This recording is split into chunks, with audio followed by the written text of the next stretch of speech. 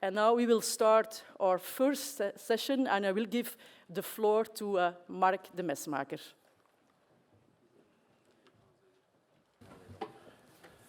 Thank you, and I would invite the Minister.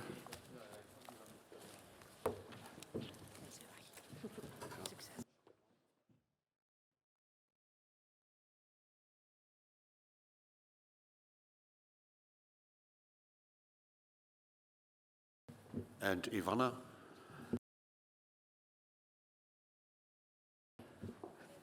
Mr. Koopman.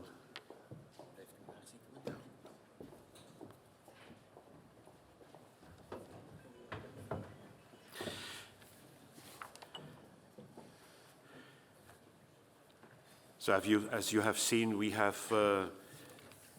three eminent speakers on their way to the desk here. Ms. Hajar Labib, our Foreign Affairs Minister, Ms. Ivana Klimpuc, who is chair of the Ukraine's integration into the European Union Committee of the Verkhovna Rada, the Ukrainian Parliament, and Mr.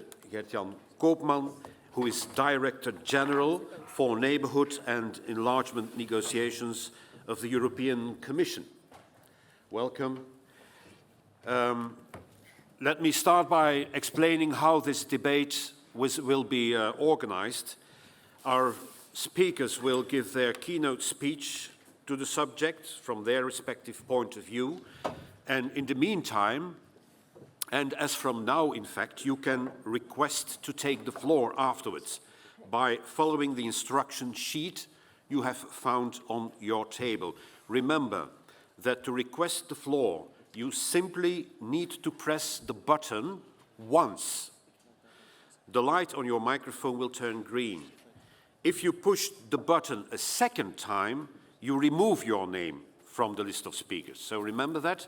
The order of speakers will be that of the registration, first come, first served, apart from little alterations. The speakers' order will be displayed on the screens during the debate. You already see it. The name displayed is that of the speaker's seat, best friends. So please sit on your assigned seat, not in anyone else's. Interventions are made also from your seat.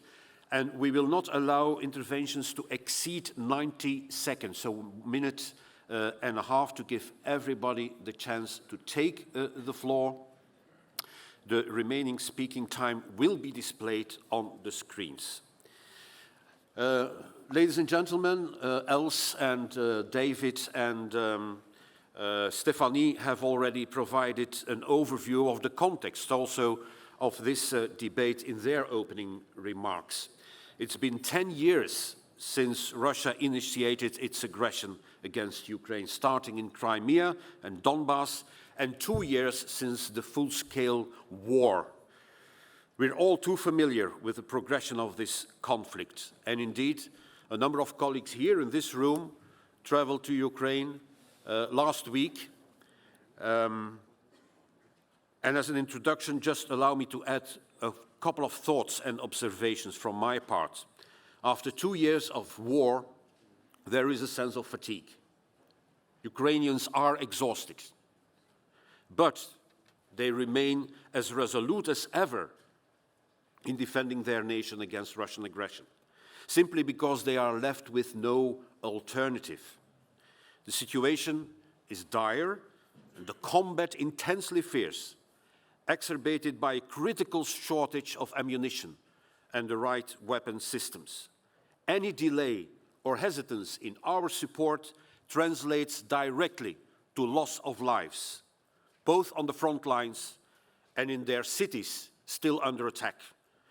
Yet they have no choice, because they are well aware of what succumbing to the Ruski Mir, the Russian world, entails. And over the last 2 years, I visited various regions, Ivana knows, including those liberated and deoccupied, initially around Kyiv, later Kherson, Mykolaiv. The Ruski Mir looks like this, ladies and gentlemen.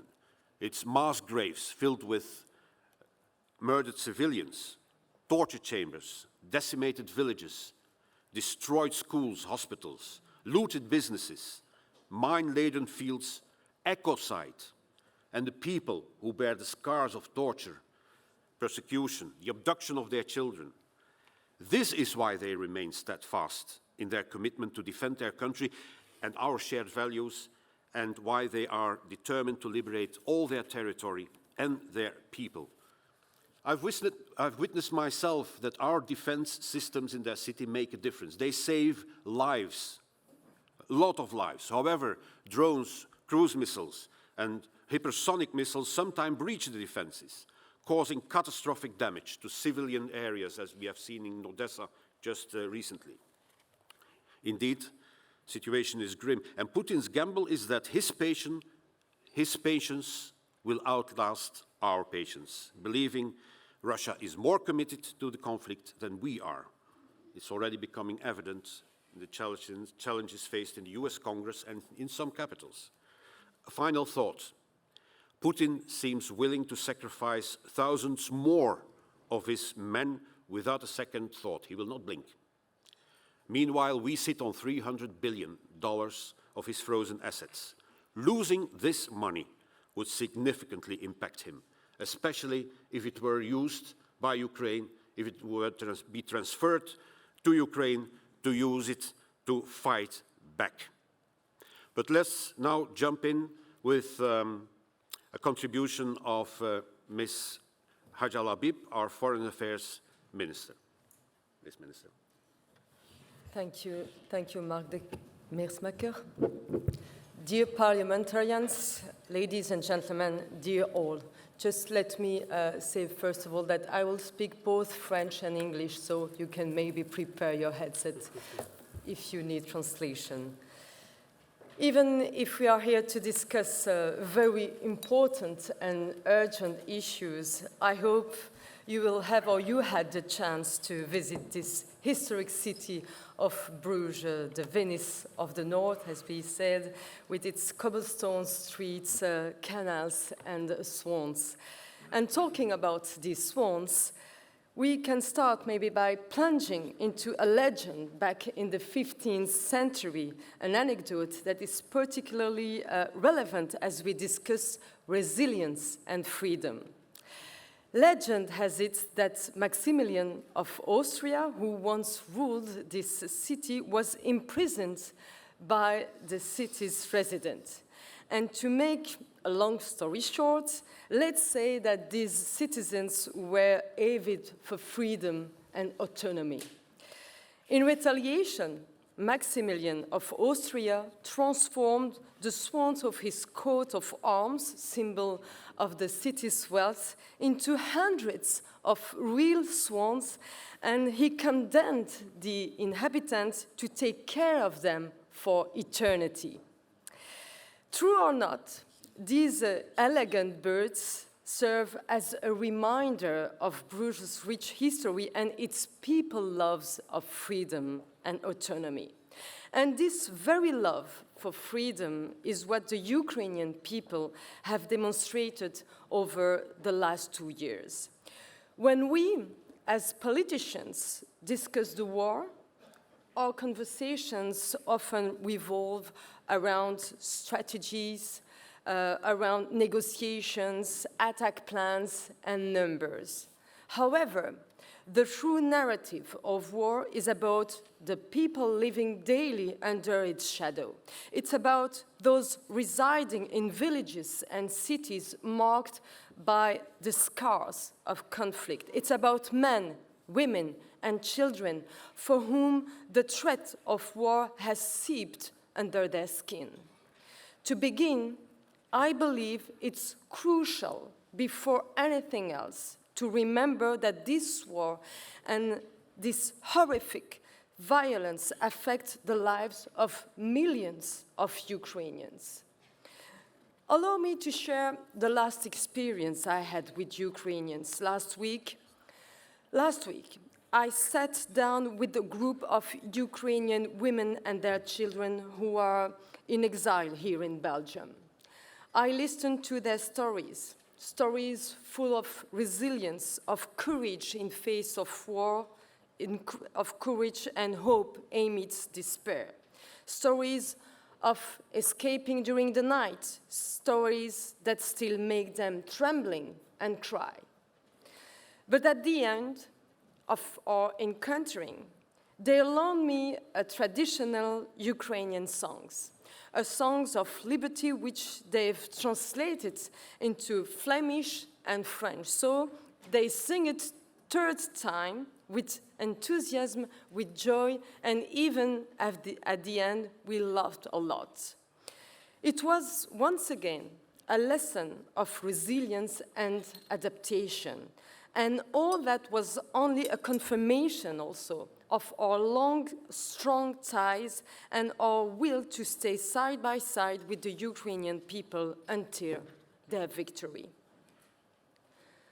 Je me souviens encore de l'effroi que les premières frappes russes sur l'Ukraine a semé sur tout le continent européen. L'effroi, mais aussi la formidable unité des Européens. Nos États, nos populations ont fait front pour soutenir les Ukrainiens et la population ukrainienne. Et depuis lors, ce soutien est une priorité de notre politique de sécurité et de défense commune. C'est précisément cette unité que la Russie cherche constamment à saboter, à travers une manipulation quotidienne sur les réseaux sociaux et dans les médias, mais aussi via des infiltrations dans les cercles de décision. La Russie poursuit un but précis, semer le chaos par la division, la désinformation et la discorde, nuire à nos intérêts et à nous détourner de nos valeurs. Un jour, on nous parle de prétendus laboratoires américains établis en Ukraine. Un autre, on agite la menace de l'extension du conflit, y compris d'ailleurs par une rhétorique nucléaire irresponsable. Un autre jour encore, on agite la menace que représenterait « I see some people who are raising their hands, maybe you don't… » Sorry? There is no translations. It's in French channel. It's in the French channel. You told…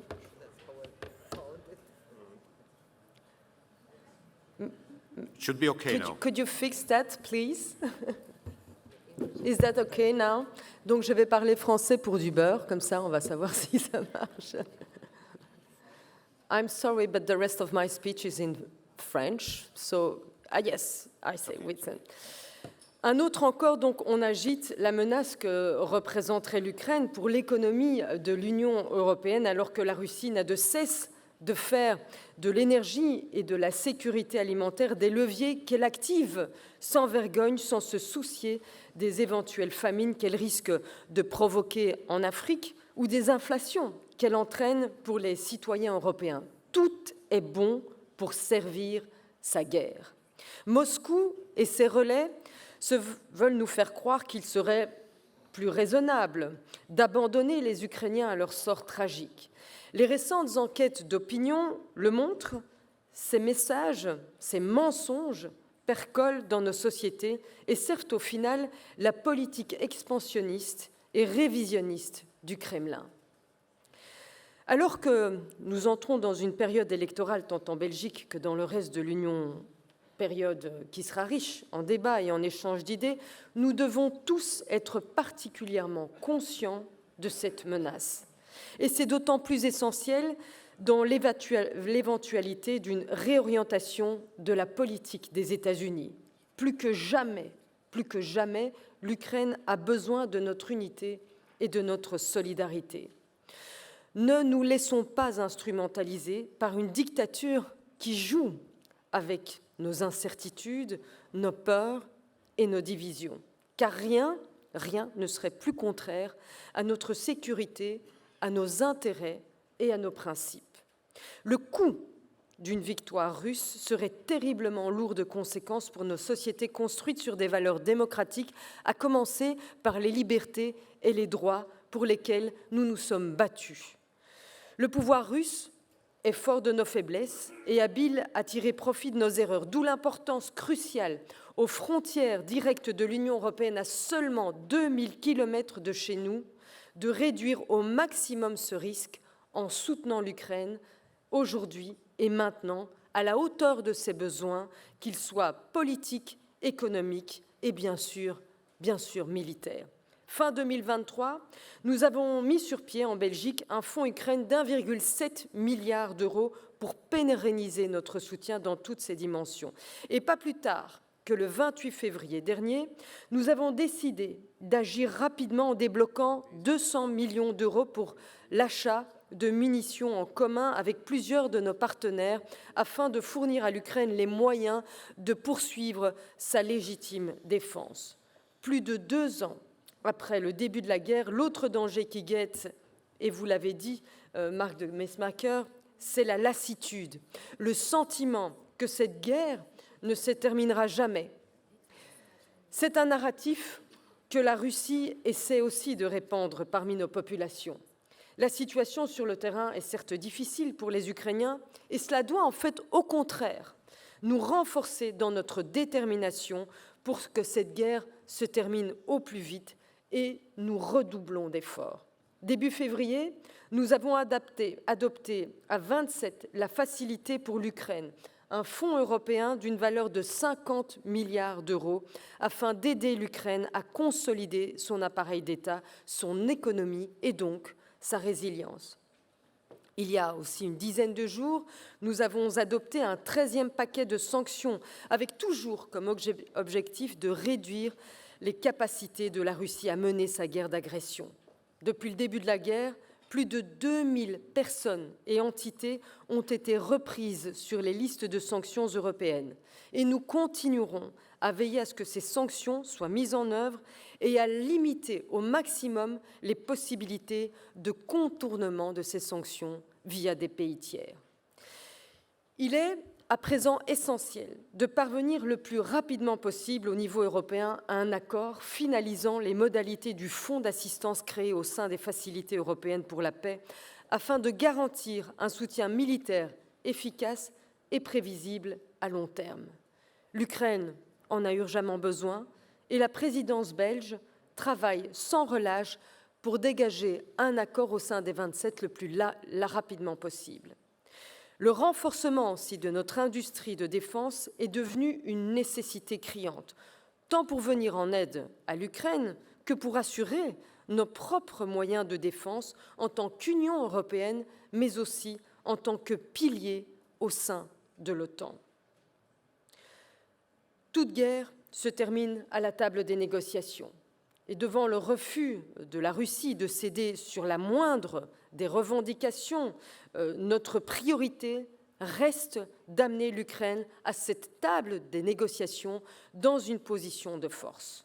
Au-delà des actions que je viens de mentionner, nous continuons à soutenir le plan de paix du président Zelensky, qui est la seule base acceptable pour une paix durable et juste.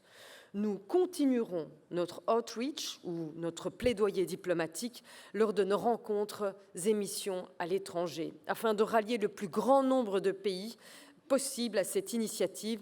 Et vous le savez, lors du World Economic Forum à Davos, plus de 80 pays ont participé à une session consacrée au plan de paix ukrainien. Mesdames et messieurs, alors que nous entrons dans la 3e année de cette guerre, souvenons-nous, et d'autres l'ont dit avant moi, que l'échec de l'Ukraine serait aussi celui de l'Europe, car le combat ukrainien est aussi un combat pour nos valeurs européennes, pour nos idéaux européens, pour notre sécurité, pour notre avenir et aussi pour celui de nos enfants. Nous devons plus que jamais faire preuve d'unité et de détermination. J'espère sincèrement et du fond du cœur que cet esprit animera vos échanges, vos discussions, que je vous souhaite riches. Je vous remercie pour votre attention.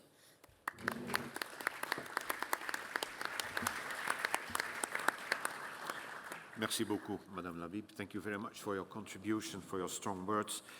I will give, it's a pleasure to give the floor to Ms. Ivana Klimpuch, who came all the way from Kiev to testify about the situation in Ukraine. Ivana.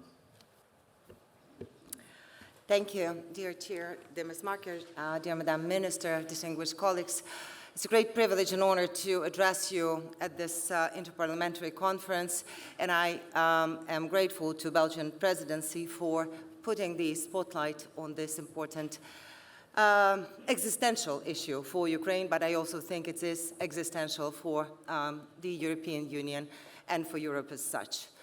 And maybe I should start from, correcting Madam Minister. We are entering the 11th year of the war. It's not the 3rd year of the war. And I wanted to address you when I was thinking, what should I start with? I decided to cite a text message that one of my colleagues, my friends, a civilian Ukrainian analyst who decided to take the weapons back on the 24th of February of 2022, has just recently written to me.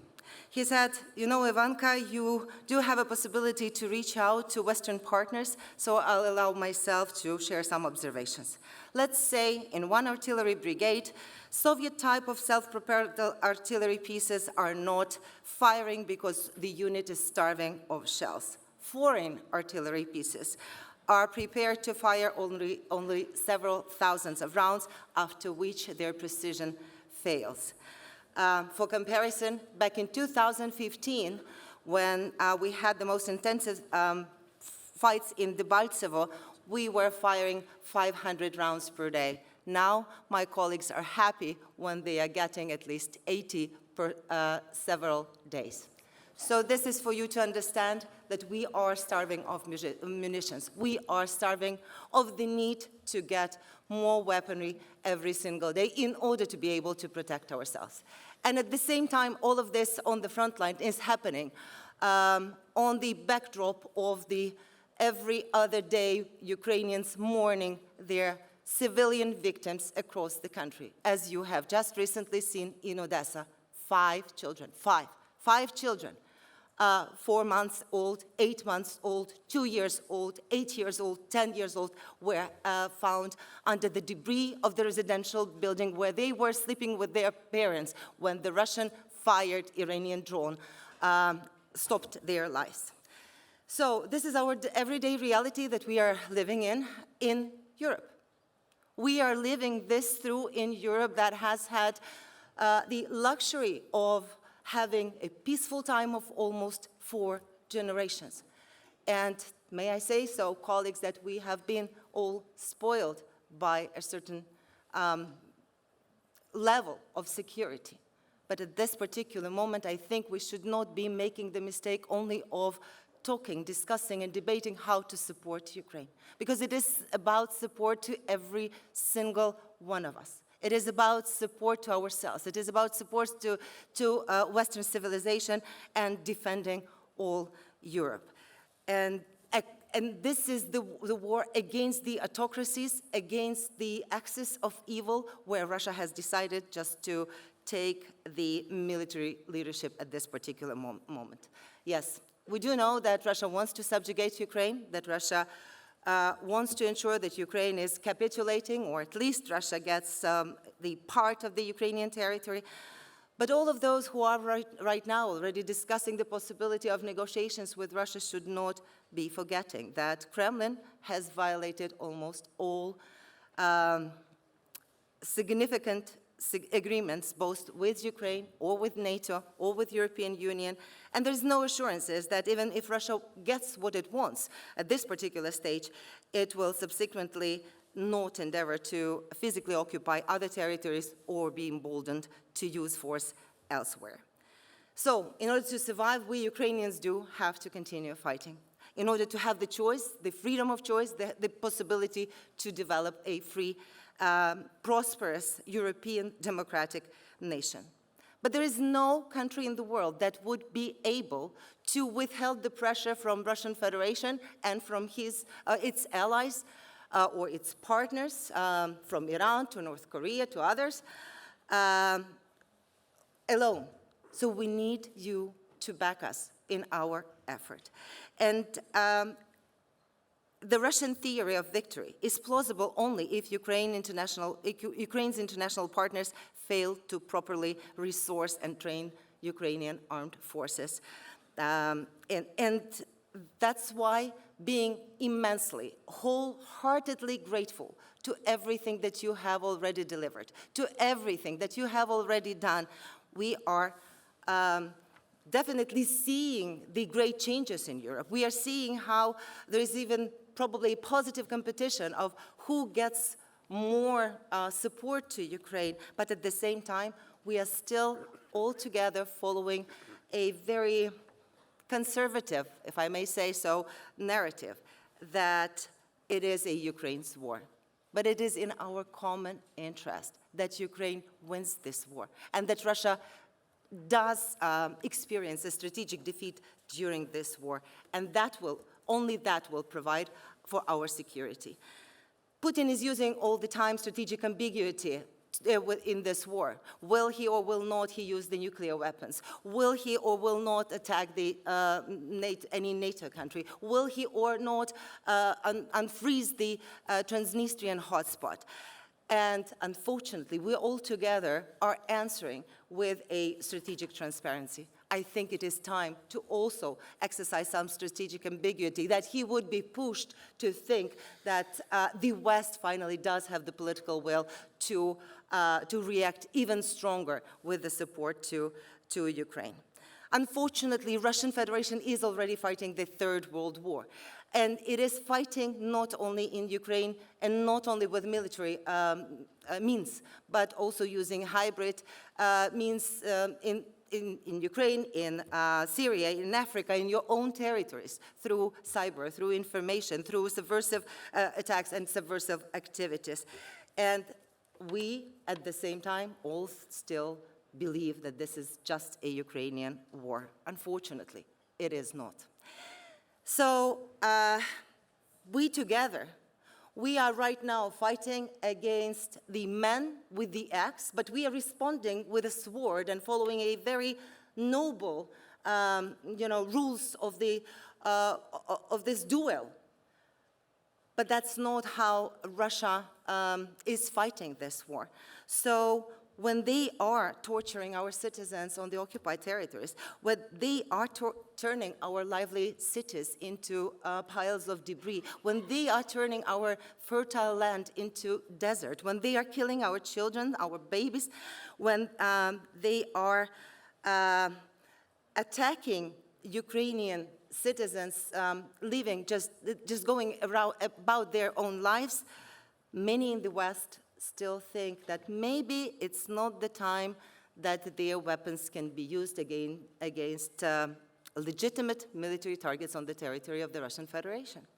Many still believe that, that maybe not that many instruments have to be given to Ukraine in order to shield itself and European security from this Russian attack. I think that Putin's address in February has actually, in the State Duma, was actually about giving the message to the West that it is the war that he is going to fight with the West and continue fighting with the West. While domestically he explained the need to build a state which is an army state where man's mission will be to die and women's mission will be just to give babies birth, that they would become a cannon fodder. So what else does have Russia do? What else is needed to be experienced in order for all of us to understand that this is our common war and our common victory is needed? So several things are needed from our side, and I will just not get tired of reiterating. The best humanitarian aid to Ukraine is weapons. Please do continue providing weapons to Ukraine. Already yesterday, in much bigger qualities and quantities than you have been doing up till now. We are grateful for everything that has been delivered, but it's not the time to sit and rest on laurels. It is time to ensure that your common production, your common purchasing, your common procurement is upscaled in order to provide Ukrainians with munitions, with air defense possibilities, with weapons, with tanks, with all the instruments that would allow us to stop Russia. Wars are being won by sustainable economies. And that's why we are grateful for the decision on the European Union to approve of the Ukraine facility of 50 billion because, yes, we are trying to use all of our resources and revenues to provide for our security and defense, but we do have to cover other needs of Ukraine so that Ukraine would not become a failed state, as Russian Federation would like to see it happening. And a few more things to round up, dear colleagues. Russian so-called presidential elections are a profanation. And I think we all have to make an effort to ensure that we are not recognizing these elections by the democratic world. We have to make sure that Putin is becoming illegitimate, and he has to become toxic across not only Europe, but also in the global south. I totally agree with Mark that not only proceeds from Russian assets, but the assets themselves have to be transferred to Ukraine because it is not about violation of the right of ownership. It is not about discreditation of the legal system. It is about justice. Can you imagine that Churchill would think and would debate whether he should or should not use the Nazi Germany assets in order for needs of Britain during the war? I don't think so. So, and almost last, we do have to find a consensus on Russian defeat in this particular war. And what is it? And it's not only about borders of Ukraine of 1991. It is about financial, technological impossibility of any Russian aggression across the world. And we have to overcome the fear that inflicting a clear and decisive Russian defeat is a danger for anyone in this room or for anyone in the globe. And last but not the least, Hillary Clinton in Davos, she has said that we don't want to accept what our eyes see, while we have to correspond to realities. And I think that that's the biggest challenge we see today. We have the reality, we have our perception of reality, and we have our actions on the reality that do not match.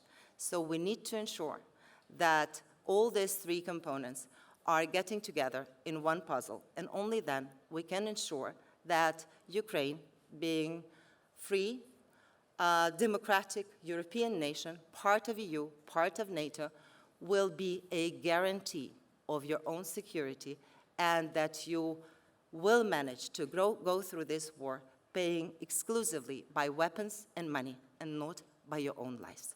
Thank you.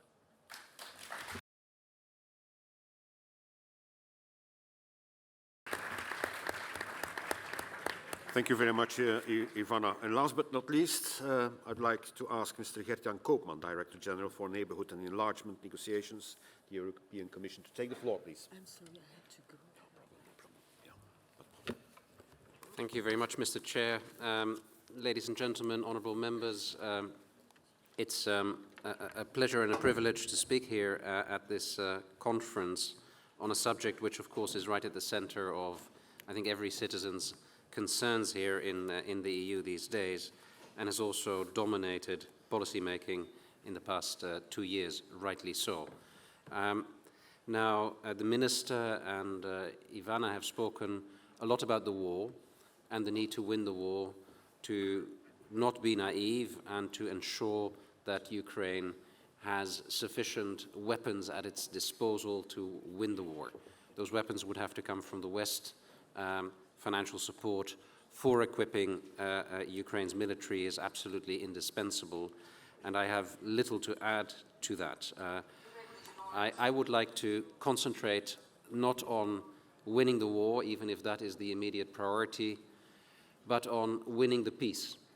And I think there is a link between winning the peace and winning the war, which we are debating in the EU, and I would like to zoom in on that a little bit.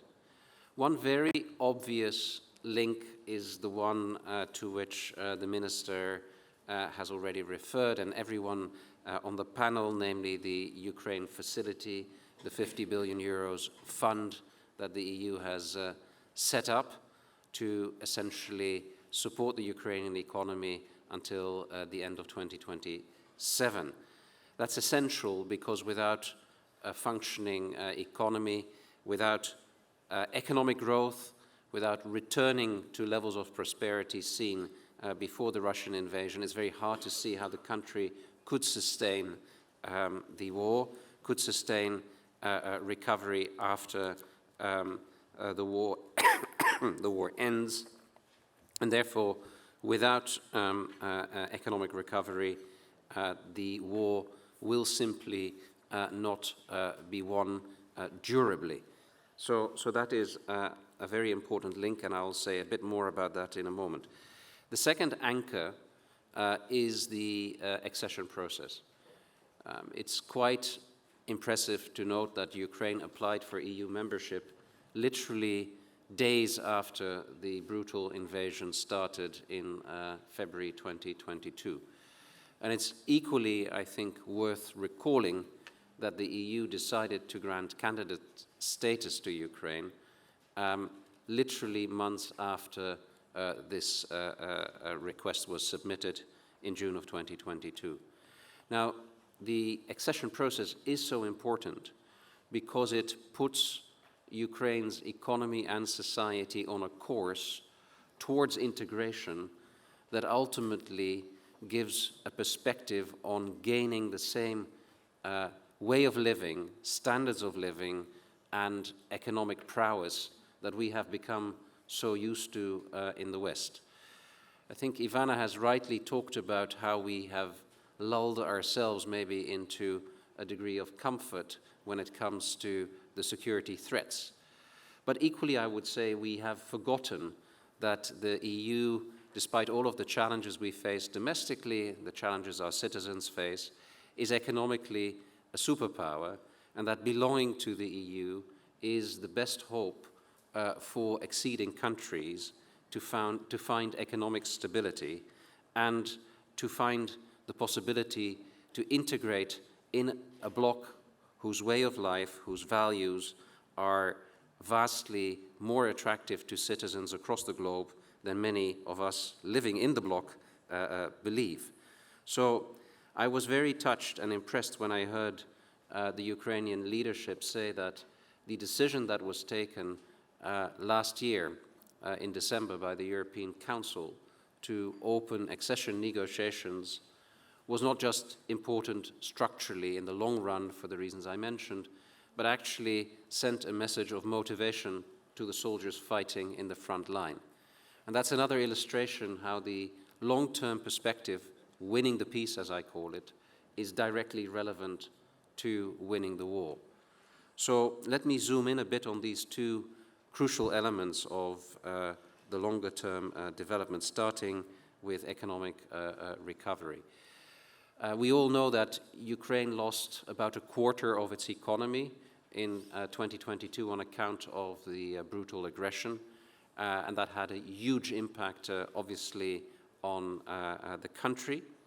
Significant support was made available by the West to at least ensure that basic social services could be paid and that the economy could continue to function.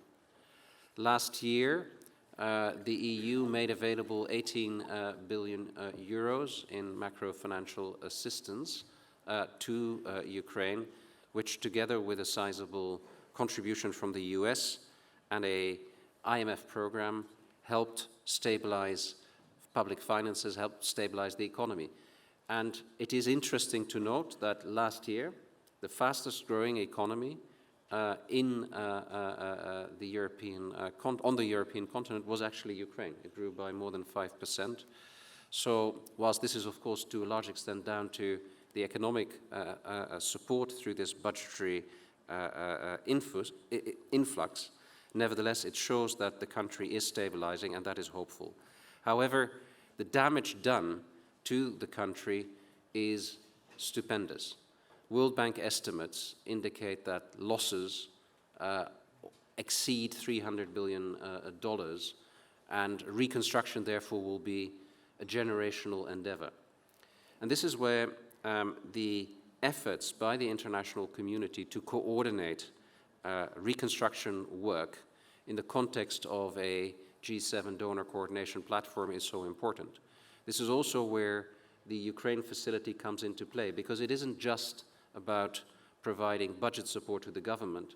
It's also aimed at providing guarantees and stimulus to private sector investment to ensure that the country can regain its economic prowess and grow faster. It is the largest ever financial envelope set aside for a third country. And when I say third country, of course, I'm wrong, because, as I said, the country has been given not just candidate status, but the decision to open negotiations was taken before this decision was taken to provide the 50 billion euros. So there's a very strong economic anchor. It comes with important reforms, because becoming a member of the EU and putting the economy on a better, more solid basis requires deep reforms. And I'm not just talking about the fight against corruption, the need to make the judicial system more robust, but I'm also talking about essentially providing the economic rule book that characterizes our own economies in the EU 27, that allows the internal market to function, and that would help Ukraine to grow much faster by integrating in that internal market. So the Ukraine facility seeks also to ensure that Ukraine will undertake those reforms, and some of the payments under this facility will be conditional on delivering those reforms. We are eagerly awaiting an economic plan which Ukraine has developed with our assistance, and which is near final, called the Ukraine Plan, which will be their polar North Star to ensure that these reforms are anchored in a strategic endeavor. This plan will form the basis for the disbursements under the facility in the longer run, but we will already this month pay out 4.5 billion euros under the facility in bridge financing.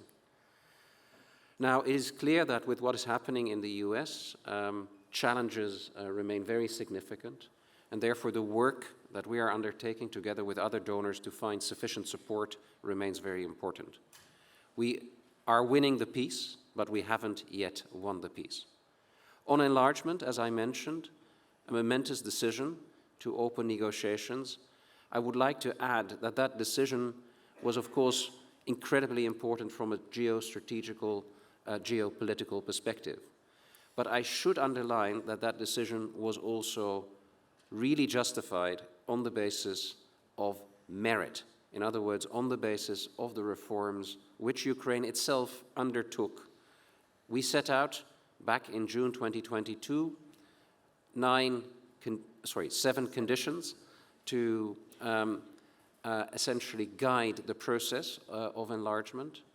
And by December, Ukraine had largely fulfilled those conditions.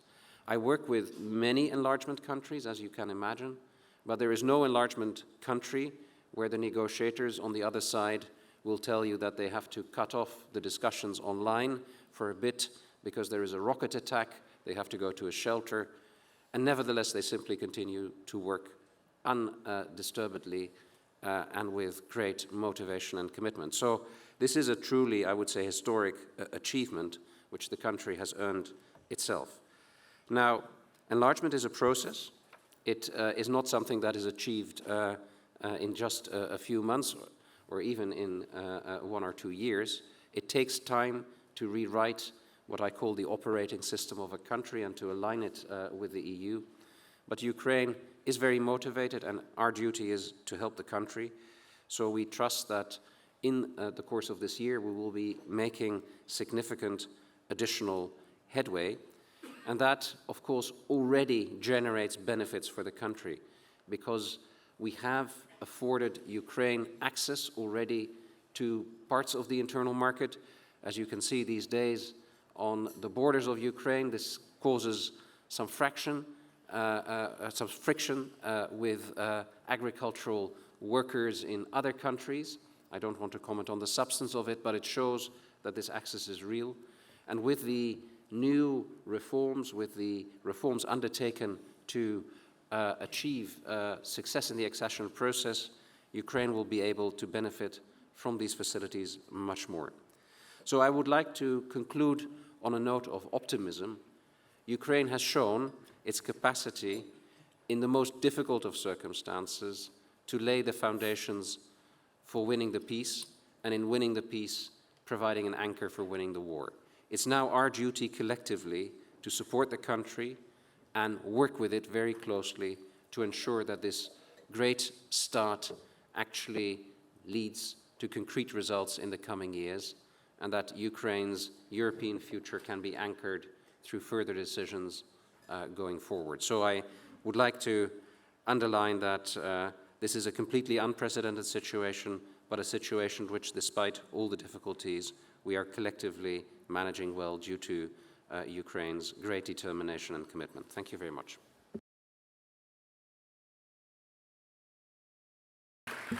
Thank you, Mr. Koopman. We come now to the debate. We have the opportunity to hear from you. We have an extensive speakers list, which we are closing now. Again, we have to insist on the 90 seconds or a minute and a half you are given, so that everybody can speak and we can accommodate all of you. Apologies if I don't pronounce your names always correctly, but I'll do my best. And I follow the list on the screen. And I start with a member of the European Parliament, Mr. Javier Nart. ¿Hablaré en español? ¿Es posible? May I speak in Spanish? Well. La ofensiva fracasada del mes de primavera demostró que estamos viviendo más en sueños que en la realidad. Estamos ante una guerra que Ucrania no puede ganar y Rusia no puede perder. Yo entiendo que debemos apoyar a Ucrania absolutamente, porque en Ucrania nos estamos jugando también nuestra propia seguridad. Pero entiendo también que debemos usar los activos rusos embargados en favor de Ucrania. Pero la gran pregunta es, ¿estamos preparados para la realidad?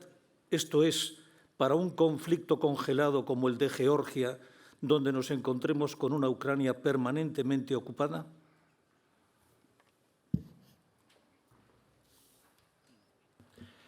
Thank you very much. Thank you for sticking to the time.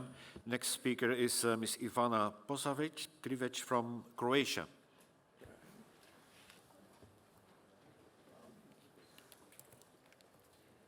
Poštovani predsjedavajući, uvaženi panelisti, kolegice i kolege zastupnici. Prije 2 godine Rusija je otpočela brutalnu vojnu invaziju na Ukrajinu.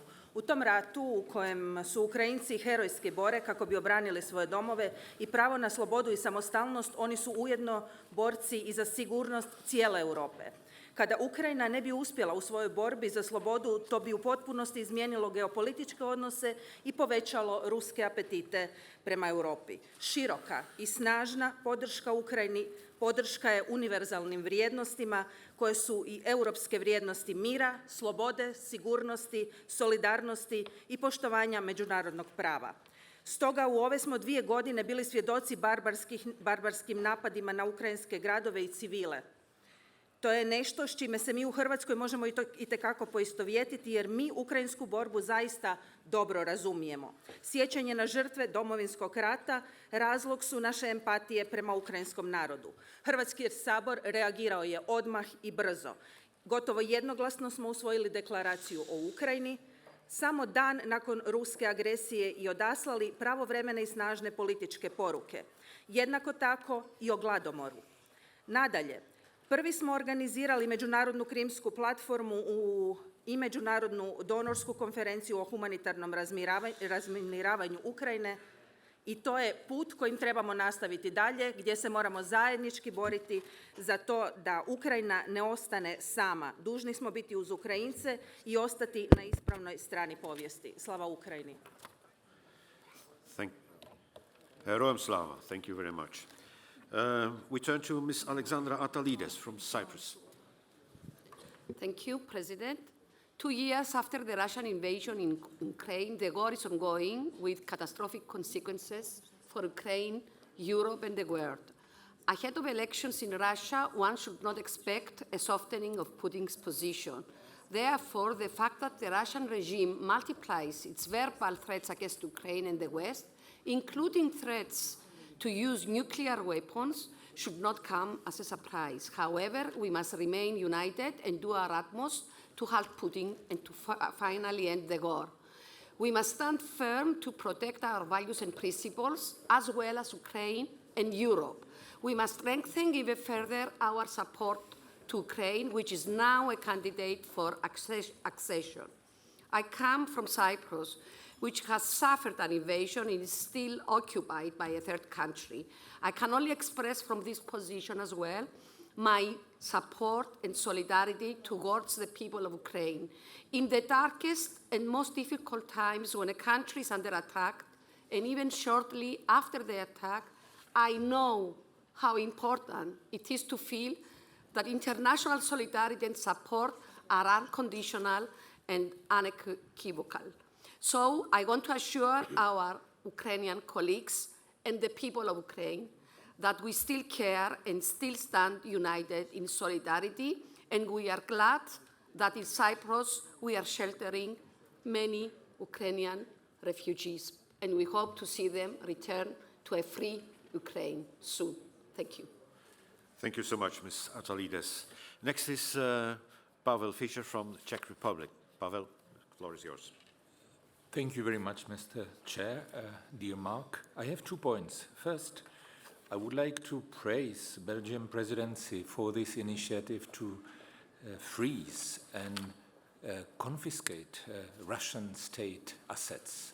I think that this is something extremely important, and we need European solution here. You have our support, and we are ready to provide you the necessary steps on the level of parliaments. My second points go back to Ms. Els van Hoof remark concerning ammunition artillery initiative by the Czech Republic.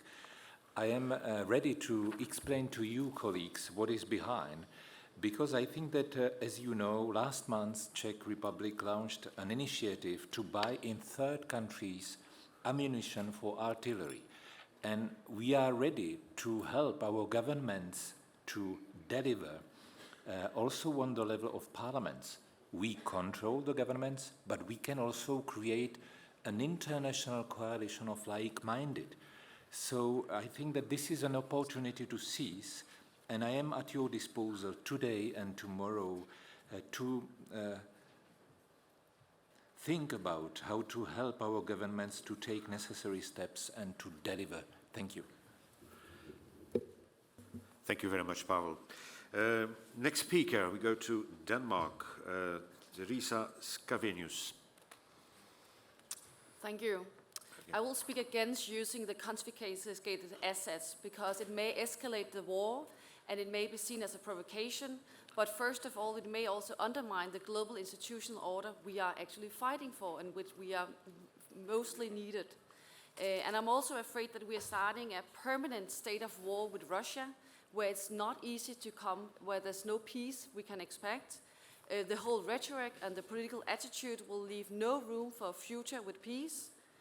I think it's a really dangerous strategy because we know Russia will not be won by weapons. We can build stronger ammunition forces, we can speak the language of war, but Europe will need to have a peaceful collaboration with Russia after the war. So what do we need to do? I would really encourage everybody to have a stronger diplomatic attitude, rhetoric, and response. There has already been people talking for negotiation tables. We need to find political solution and request that we are not undermining the whole situation or the institutional network we are building upon. We see it also in the Arctic Council, for example, where they try to maintain collaboration to some extent in order to prepare for an after-war situation. If Russia is isolated, excluded from everything, and if we start using confiscated assets, it will get even worse to have or to win the war, as it was said before. So I think we should think in the after-war logic and see Europe as a way of requesting that. Thank you. Next is Mr. Grigore Kalev-Stoichescu from Estonia. Thank you. Russia must be made responsible for the horrific war crimes it has committed. from Putin to the butchers there on the ground in Ukraine. The whole chain is responsible for this and for destruction that it has caused to Ukraine.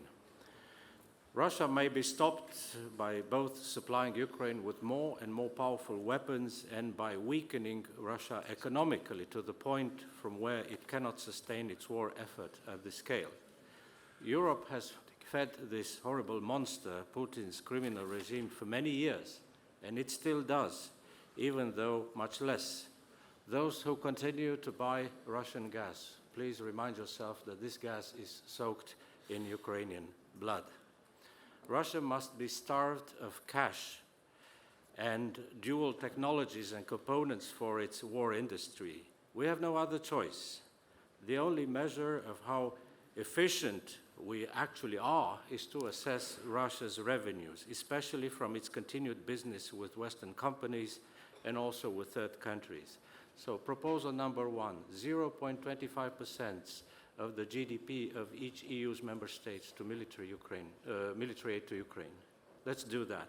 Secondly, let's start working with third countries to limit their ability to supply Russia with so-called alternative imports. Thank you. Thank you very much. Next speaker, Ms. Natalia Pouzirev from France.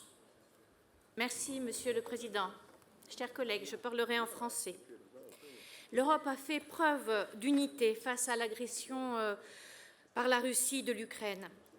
Et il nous faut maintenant faire davantage, non seulement pour soutenir l'Ukraine, mais pour notre propre sécurité collective, face à une attitude de plus en plus agressive de la Russie, et ce dans tous les domaines, physiques et virtuels. Alors à court terme, bien sûr, il nous faut envoyer plus de munitions. C'est pour ça qu'il y a 8 coalitions capacitaires qu'il nous faut soutenir pour produire des munitions, différents types de missiles, des défenses solaires, mais je pense aussi aux missiles à longue portée pour pouvoir réaliser des attaques dans la profondeur. Il y a eu aussi, vous le savez, le 26 février à Paris, une conférence internationale de soutien à l'Ukraine. Et un consensus a pu être trouvé sur 5 catégories d'action, parce qu'il nous faut faire différemment. Et il ne faut rien exclure. Ça ne veut pas dire forcément envoyer des forces combattantes sur le terrain, mais être plus offensif en matière de cyberdéfense, envisager la coproduction d'armements en Ukraine et un meilleur soutien de nos armements en Ukraine, prendre la défense aussi de pays qui peuvent être menacés, comme la Moldavie. Et je voudrais soutenir les initiatives capacitaires, celle du président tchèque d'aller sourcer davantage de munitions, même dans des pays tiers, et remercier la Première ministre d'Estonie pour sa proposition d'instaurer un fonds de 100 milliards pour renforcer notre sécurité collective. Donc plus de solidarité pour la victoire et pour une stabilité durable. Je vous remercie. Oui, merci beaucoup. Next is Mr. Jukka Kopra from Finland. Thank you, Mr. Chairman. We fully support Ukraine's fight against Russia's unprovoked aggression, and Ukraine needs our help to beat Russia and win the war. Now, we need also a more pragmatic approach into this question. I think that we have been discussing these same matters for a long time, but maybe we should take more action. And one key point that is in my mind as the question is the role of the European Union's European Investment Bank. As far as I know, that the bank's rules forbid it to finance projects that deal with armaments industry because arms industry is not considered a sustainable industry in the taxonomy and ESG criteria. Now, I believe that the European Parliament has made a move in this matter, but I'm wondering what is the general situation considering European Investment Bank's role and ability to finance defense industry. Perhaps our distinguished members of European Parliament that are present here could answer this question and tell us how would we proceed in this matter to sort of release the funding for defense industries in Europe to provide more ammo for Ukraine. Thank you. Thank you, Jukka. Next is Mr. Markus Faber from Germany. Yes, thank you. And dear colleagues, we are meeting here under the European flag, and the European Union has pledged solidarity with Ukraine. But right now, I think not everybody has a solidarity for Ukraine yet here. Germany is very strong when it comes to economic terms, and right now we're delivering half of the military aid to Ukraine, and I think this is a good thing. We have moved quite a bit over here. But then this solidarity should come from every country, not just Germany and other countries that are moving forward, such as the Czech Republic or Denmark. But it should come from all parts of the European Union, from the beautiful shores of Ireland, also to the beautiful mountains of Austria. And I think we can just win this together when we also have these discussions in our countries. And these discussions are not pleasant, but they have to be made. And I think we have to go a bit forward here to have a more common approach and not pledge our solidarity to Ukraine over here and then go home and not having everybody on board.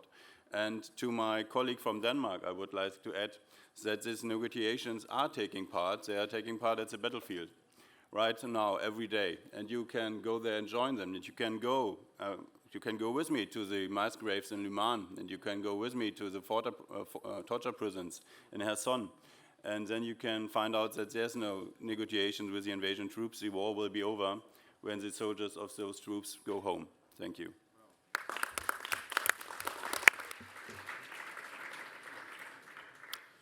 Thank you. Next speaker is Mr. Stefanos Kikas from Greece. Stefanos. Thank you, Mr. Chairman, dear ministers, dear colleagues. The European Union has pledged a long-standing commitment towards Ukraine. We are collectively committed to a comprehensive and long-term support covering security and defense, as well as economic stability, resilience, reconstruction, and financial and reform assistance. Greece's commitment to a long-term support towards Ukraine remains firm on all levels: political, financial, military, and humanitarian. Greece supports Kiev's aspiration to organize a peace summit as a first step for building a just and lasting peace in Ukraine. A broad international coalition can be built around the concept of protecting and preserving the UN Charter and its fundamental principles, and the willingness to uphold core principles of international law, such as territorial integrity, sovereignty, and independence of all states. Furthermore, Greece continues to provide the port of Alexandroupolis as a hub for the dispatch of allied aid, highlighting a distinct geopolitical importance not only for Ukraine, but also for the entire eastern flank of NATO. Alexandroupolis will soon constitute a new gateway for natural gas, covering the needs for many countries in the region and therefore increase their resilience. Thank you very much. Thank you.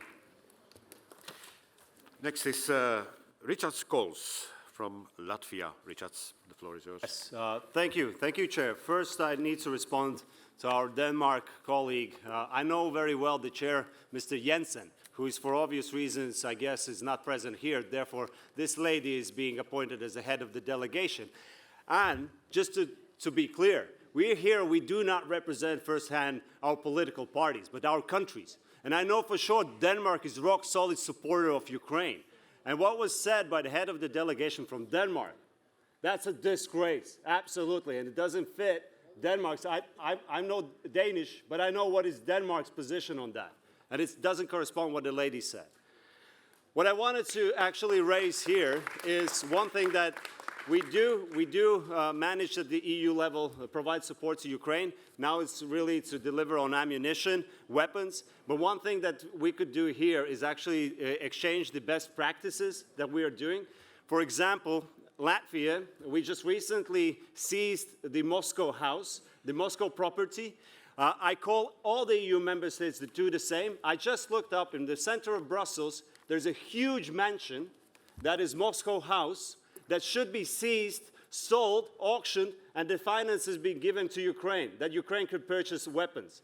Then the second one, we have the AML, where we seize the criminally gained funds That money should not be put in our central budgets, but be given directly to Ukraine so they have the means to buy the weapons, what they need right now. Thank you. Thank you, Richard. Next is Mr. Laurinas Kaskionas, sorry for the pronunciation, from Lithuania. Mr. Chair, thank you very much. Latest Putin's interview shows us that the Russian approach towards Ukrainians are genocidal. It's simple two-way debate. If you can become a Russian or you be tortured and destroyed. That's why our aim and our challenge is just to help Ukrainians to fight, because it's an existential fight.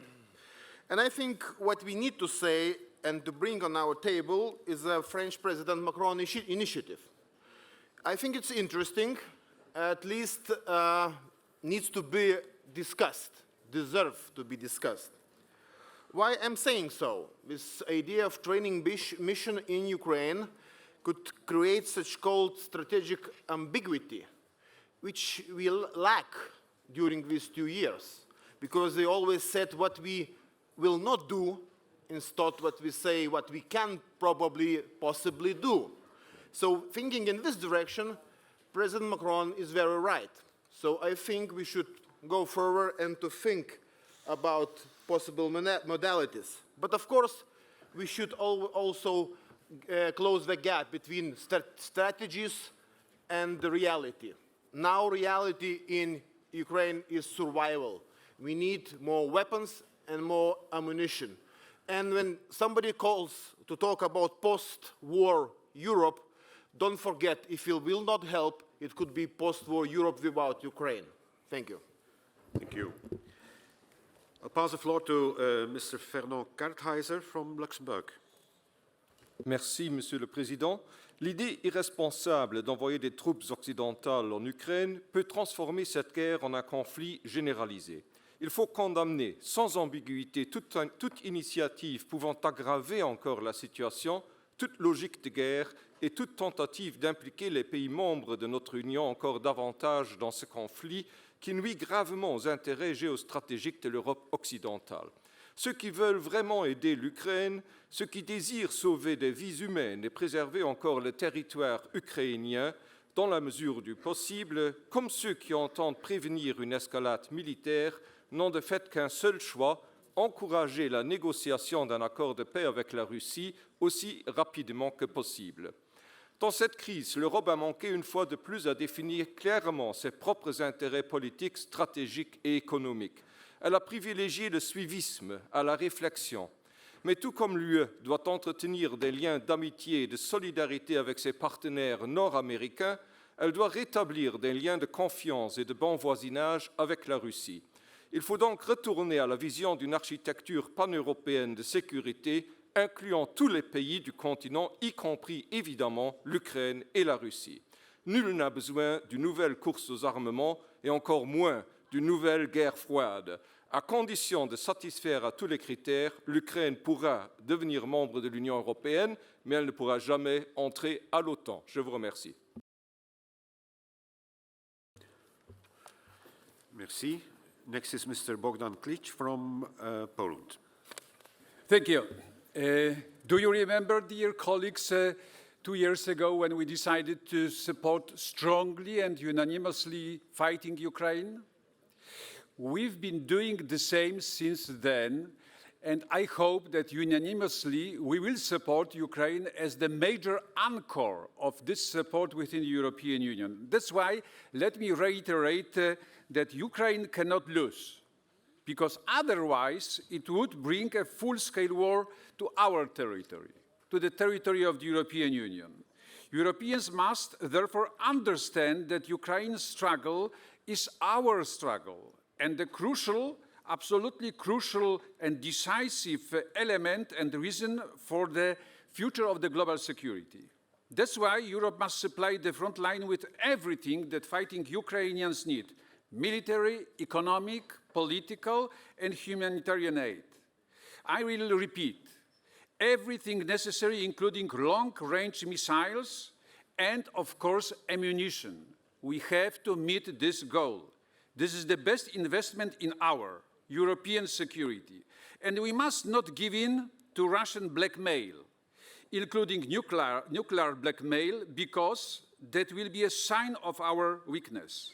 Europeans must understand that if Ukraine fails, our treaty territory will be the immediate front line, when now we are the second line. Thank you. Thank you. Yes. Next is Mr. Titus Corlatian from Romania, please. Thank you, colleagues. Wishing, first of all, success to the Belgian presidency of the EU Council, but also welcoming Sweden in our Euro-Atlantic family. I will not develop our national experience in Romania while showing strong and serious support to Ukraine through different means, but also to the Republic of Moldova because there is a need, nor to our management on the very serious challenges coming sometimes day by day from the Russian aggression against even the Romanian territory directly, which is a NATO territory. But I will raise very briefly two items which are important for both Ukraine and for us. First of all, on the accountability for the crime of aggression, I will raise once again the need, and this is an encouragement for all the EU member states, to show serious and concrete political and legal contribution for the decisive advancement of the process for the establishment of an international jurisdiction for punishing the crime of aggression. If we want to reject the impunity, if we want to be back to the multilateralism, that means the functioning of the international society based on rules, and to underline the accountability for the crime of aggression, we need to advance seriously and fast in this direction. Deuxièmement, c'est plutôt un appel adressé aux parlements nationaux des pays membres de l'Union européenne qui sont également membres du Conseil d'Europe de finaliser la ratification de l'accord partiel et élargi qui avait établi au sein du Conseil d'Europe le registre des dédommagements qui découlent de la crime d'agression de la Fédération de Russie. Ce sera important pour le processus de reconstruction de l'Ukraine et pour nous tous. Merci. Thank you. I gladly pass the floor to Mr. Aron Emilsson from Sweden. Thank you, Chair, and Excellencies, esteemed colleagues. First of all, I would like to thank all of you for your solid and firm support for the Swedish NATO ratification during our process. And I would also like to echo my friend Rihad Kohl's intervention when I think it's reflecting the Nordic-Baltic position when it comes to the importance of the Russian defeat and the military assistance towards Ukraine. It's in all our interest to speed up our solid, firm and resolute support for Ukraine. Ukraine is the front line for the rules-based security order, the self-determination, freedom and the Western values that we all are defending. And I think the principles and figures in our beautiful speeches also needs to be transformed into action in many ways. And just to mention some core and crucial matters lays ahead of us.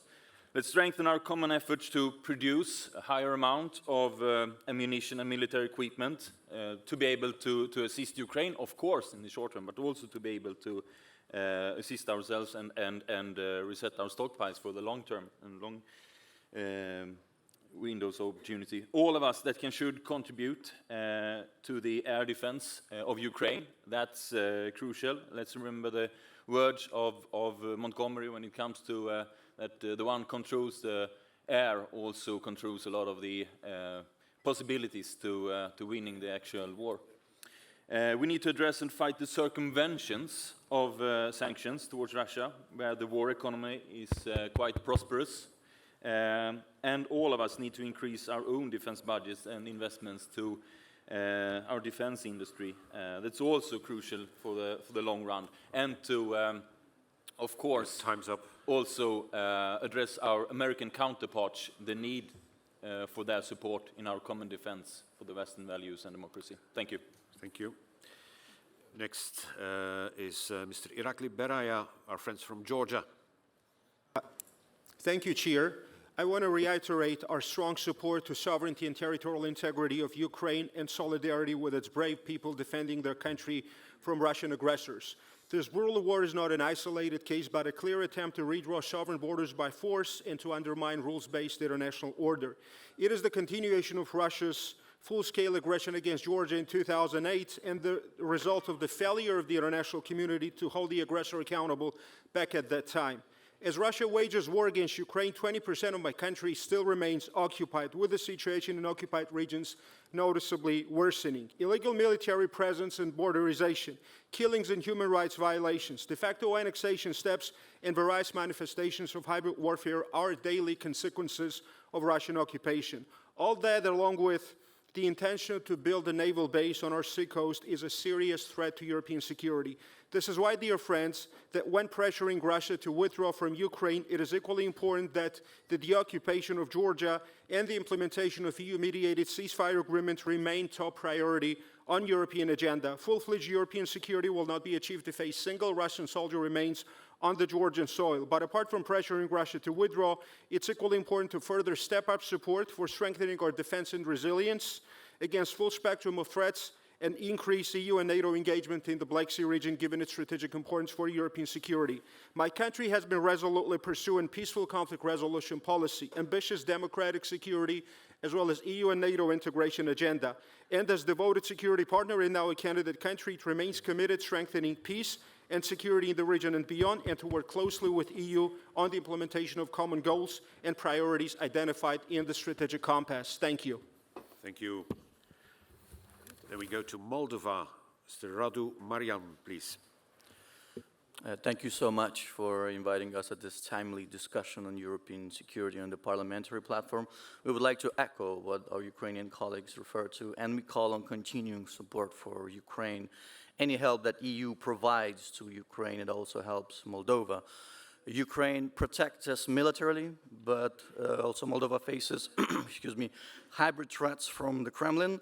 We have propaganda and fake news and stage protests. We have a process of, of undermining elections from the Kremlin. We had recent local elections where they spend millions of dollars trying to bribe voters and officials. They're trying to stir up problems in Transnistrian region. We've had a very recent so-called Congress in Transnistria where they launched a rumor that Russia will accept Transnistria's request for annexation. This was a propaganda event trying to create tension and panic. The rumor did not materialize. We are taking measures to ensure peace and stability in the Transnistrian region, including through our enlargement process. But we need further EU support, that is continuing cooperation within the European security, continued EU peace facility, building resilience through EU PM, further support in adopting sanctions against those who destabilize our Moldovan democracy, and accelerated process of EU negotiation process while we commit to do our homework. And last, what I want to mention is that all the measures that EU takes to support Moldovan democracy and EU integration process, they crucially support Ukraine. Thank you. Thank you. Next is Mr. Christian Tybring-Gjedde from Norway. Thank you, Mr. Chair. Russia bears the full responsibility for having brought European security into the most severe situation in decades. Norway condemns the continued Russian aggression in the strongest possible terms. Aggression against sovereign neighbors cannot go unstopped. Appeasing the aggressor only leads to a short-time result and only feeds and allows further aggression in the longer run, as history repeatedly has shown. Mr. Chair, Europe is burning. It is time for us to step up to the plate. As a consequence, I will encourage all countries gathered here to stop money transfer to countries who actively or passively support Russia's war. If we are serious about winning this war, we cannot discuss other matters with Putin's friends as nothing is happening in Europe. Mr. Chair, friends of my enemy are also my enemy. And at the end, Mr. President, as a short reminder, we need to include the effects of artificial intelligence in all our defense capabilities. It will change the way war will be conducted in the future. Thank you. Thank you very much. Next speaker is Mr. Hulusi Akar from Turkey. Thank you, Mr. Chair. Very shortly, first of all, I'd like to underline that Turkey condemns Russia's war of aggression against Ukraine and strongly supports Ukraine in its struggle to restore the sovereignty and the territorial integrity since 2014. Turkey was the first country to legally and officially declare the situation as a war by closing the Turkish straits to Russian naval vessels, preventing a potential escalation in the Black Sea, and still closed. Turkey supports Zelensky's peace plan in principle and is ready to host again peace negotiations between Ukraine and Russia. Turkey has also engaged politically and diplomatically, including by facilitating direct talks, working for the exchange of prisoners, the escalation, ceasefire channels to end the war and the Ukrainian grain export, and providing crucial and strong military assistance to Ukraine. We will continue to work to prevent the war from spilling over into the Black Sea. Meanwhile, Turkey, Bulgaria, and Romania have signed an agreement on establishing a joint task force to counter drifting sea mines in the Black Sea. We are looking into the possibility of reviving the Black Sea Grain Initiative in a renewed security framework that will enable safe commercial shipping at sea. Turkey is also ready to contribute to fast recovery and reconstruction of Ukraine. The European Peace Facility for Ukraine should also include NATO allies, especially NATO ally and EU candidate Turkey. In view of this, it will not be fair and reasonable to exclude EU candidate and NATO ally Turkey from the Ukraine regulation and the European Peace Facility. Thank you. Thank you. Marko Mikkelsen from Estonia, the floor is yours. Thank you, Mark. The Ukraine crisis is not territorial conflict and not an attempt to establish regional geopolitical balance. The issue is much broader and more fundamental, and is about the principles underlying the new international order. These are words of war criminal Vladimir Putin said just last October in 2023. I fully agree with what dear friend Ivana said earlier in her remarks, that this is war not only about Ukraine, but about us. And actually Russia considers, that Putin himself considers, being in broader conflict with the Western world in order to reshape world order. I spent last week 3 days in front lines, and I witnessed with my own eyes how critical is the situation.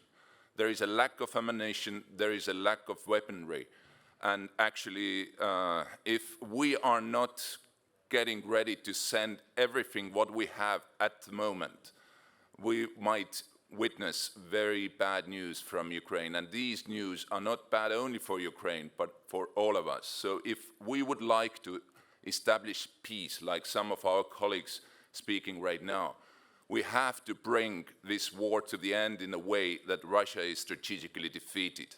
And for that, we have to ramp up every possibility what we can have in our stocks and send to Ukraine immediately. Thank you.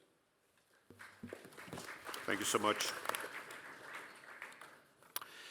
I pass the floor to Ms. Sarah Nani from Germany.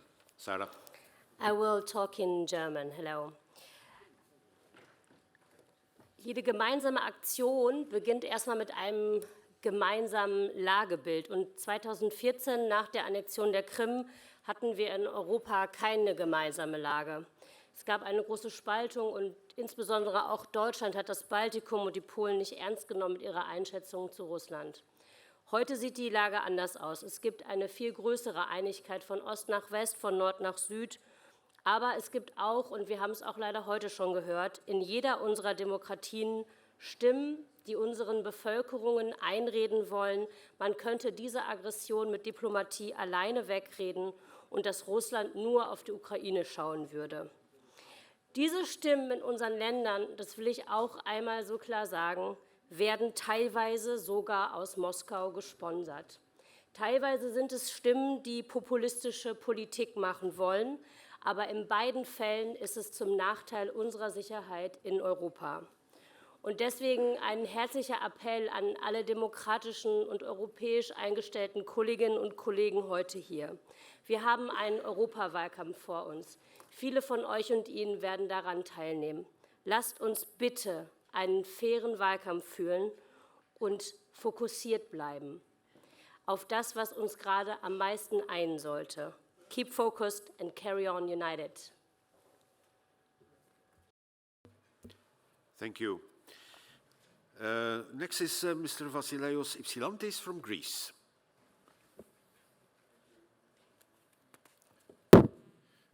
Thank you, dear Chair, distinguished colleagues.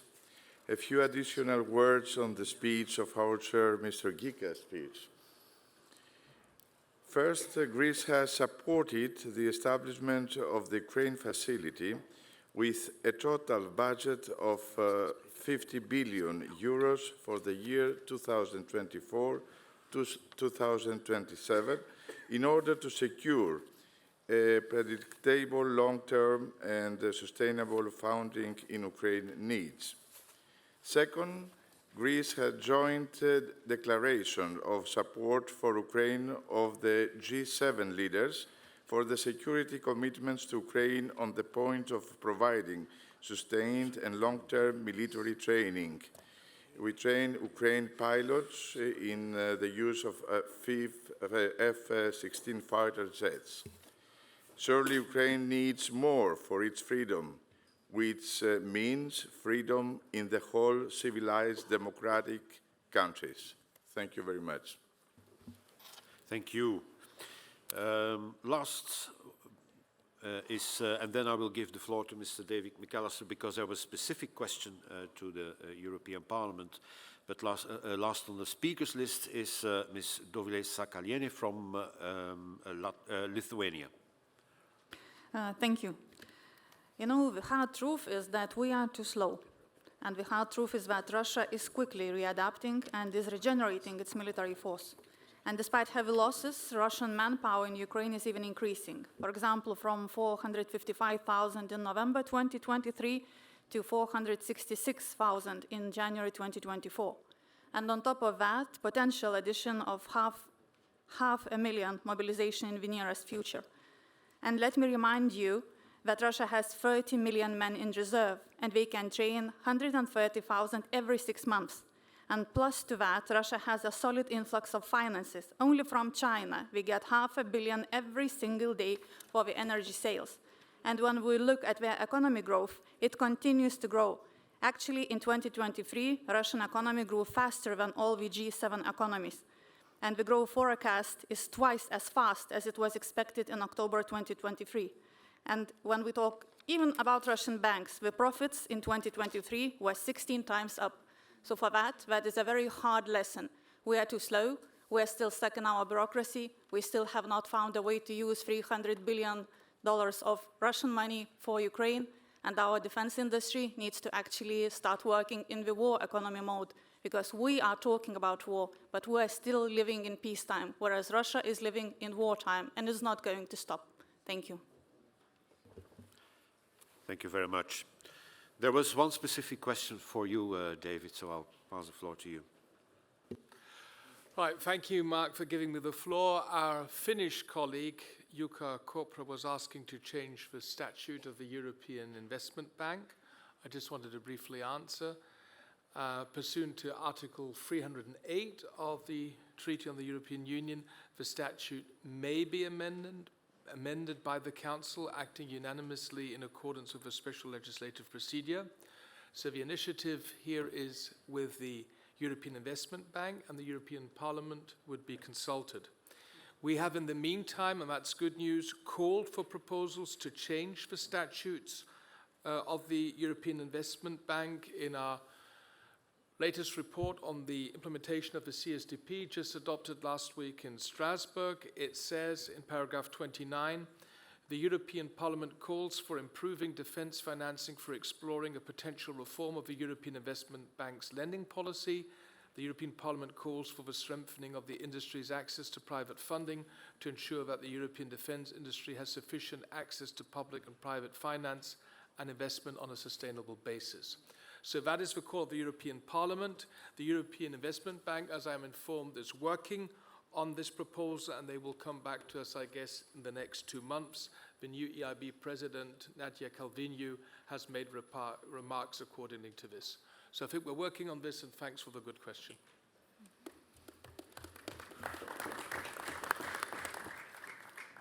Thank you so much. We conclude our debate here too. Thank you for all the contributions, and I sense quite an overwhelming consensus on the need to further support Ukraine, but I'll leave it to our distinguished guests to wrap it up for a couple of minutes. Ivana, can you start? Yes, thank you. Thank you, dear colleagues, for all your actions and words of support that we've heard today. And maybe just a few reflections. You know, there is no other nation in the world that wants peace more than we Ukrainians do.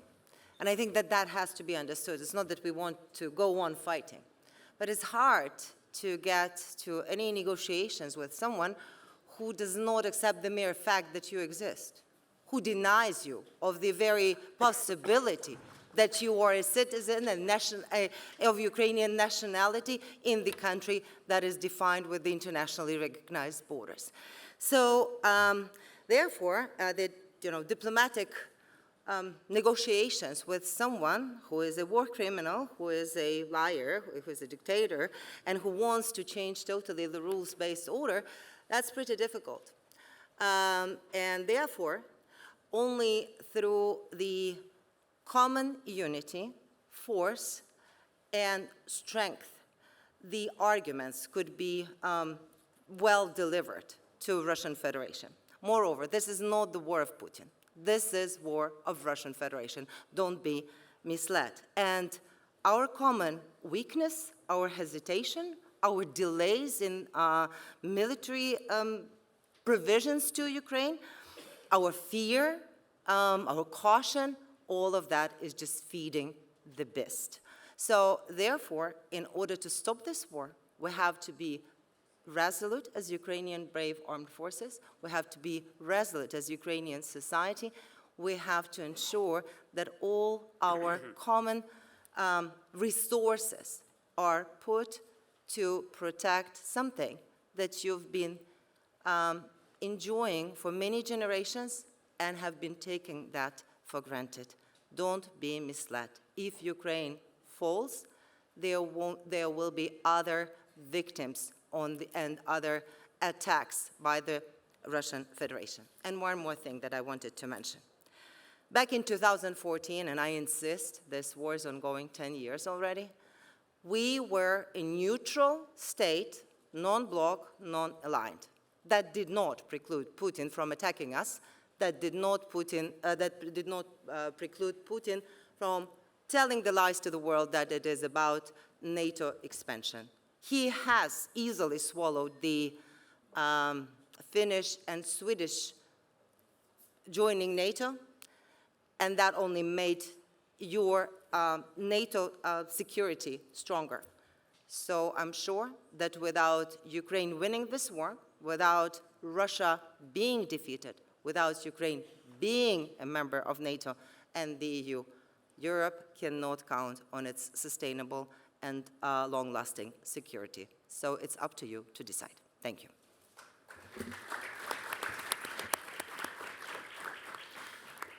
Thank you, Ivana. And to conclude, Mr. Koopman. Thank you very much. I've listened attentively to what I think was a debate with a lot of support for Ukraine, a lot of support for the efforts that the EU and member states, and indeed, I would say, the free Western world is making to support the country. Zooming out, it seems to me that we have actually been reasonably successful in providing economic support, if we're honest. We have been somewhat less successful in providing military support, even if we have stepped up to the plate there as well. And now clearly the message that emanates for me from this debate is that we need to stay the course and that we need to double down and accelerate. That seems clear. There's a lot of people out there who believe that the EU, due to the way it operates, to its institutional features, finds it very hard to contribute to this. And whilst I will not deny that some decision-making has been hard, the decisions have been made. And they have been made overwhelmingly in good time. We need to capitalize on that. I think, as Ivana said, ultimately It's not down to the EU institutions, it's down to the parliaments of our member states, it's down to the governments of our member states, it's down to the European Parliament. I think we have shown that we can do this in the past. We now need to accelerate, and ultimately the choice is for all of us in this room. Thank you.